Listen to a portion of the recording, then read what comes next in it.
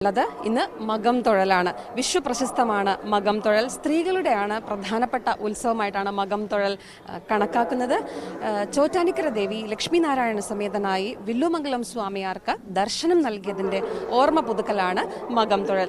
അതായത് വില്ലുമംഗലം സ്വാമിയാർ പൂർവ്വജന്മത്തിൽ ഈ പ്രദേശത്ത് താമസിച്ചിരുന്ന കണ്ണപ്പൻ എന്ന ഒരു മലയരയനാണ് എന്നാണ് ഐതിഹ്യം പറയുന്നത്.